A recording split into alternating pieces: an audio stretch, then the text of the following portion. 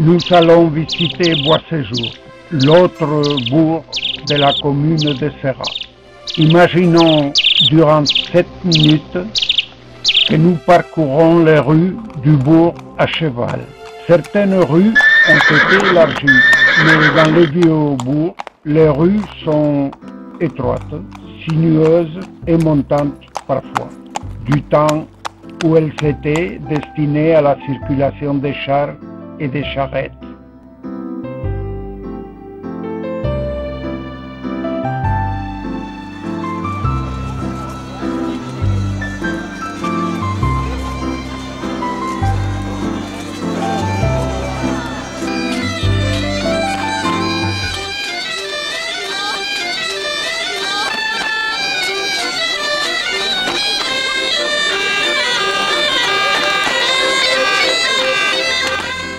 Autour de la place de l'église,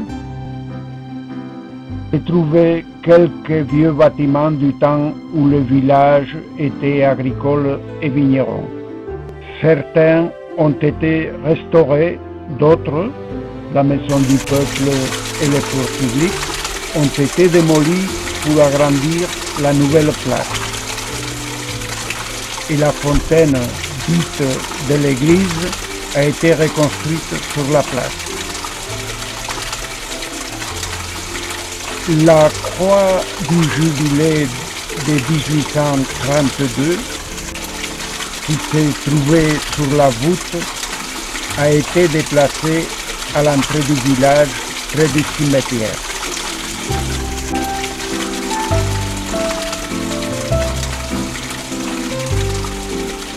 Autrefois, les fontaines, en plus de servir au ravitaillement en eau potable aux habitants et d'abreuvoir aux animaux, elles jouaient le précieux rôle d'être un point d'eau pour éteindre les incendies des habitations et des bâtiments agricoles.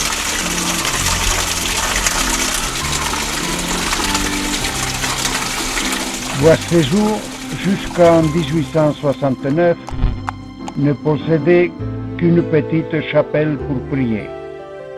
En 1859, l'impératrice Eugénie de Montijo offrit un magnifique ostensoir à l'église de Boisséjour.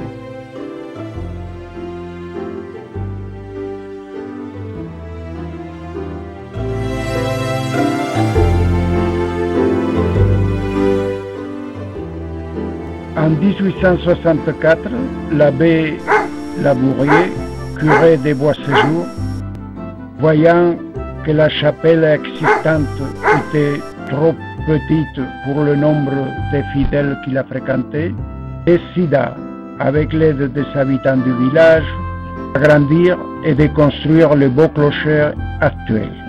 Après 5 années de travaux dirigés par M. Charrier, architecte, l'église fut terminée en 1869.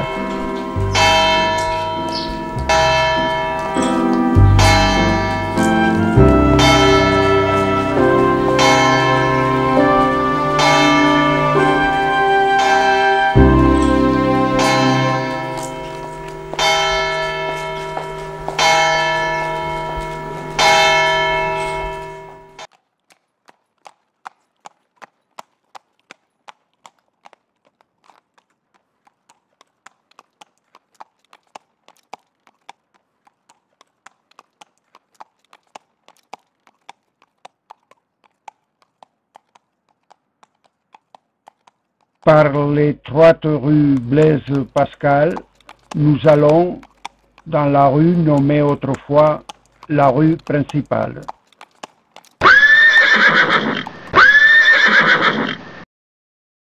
En ce temps, les habitants posaient devant les photographes pour leur plaisir et pour la postérité. Le vieux lavoir, autrefois très fréquenté, a été conservé, ainsi que la fontaine de 1804, les deux situés rue Nestor Perret.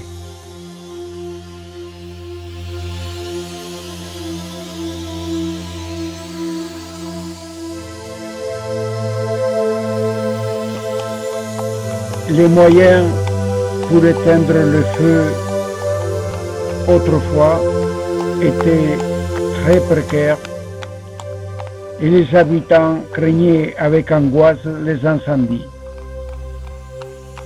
Si les vieilles pierres qui furent témoins dans le village du grand incendie qui eut lieu un dimanche de 1763 pouvaient parler, elles nous raconteraient comment le feu détruisit 8 de leurs maisons et les granges attenantes.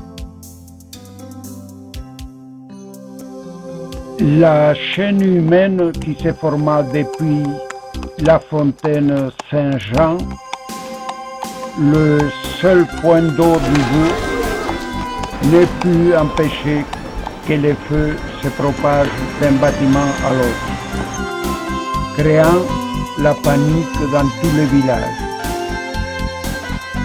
Le feu se propageant rapidement à cause des toits en chaume.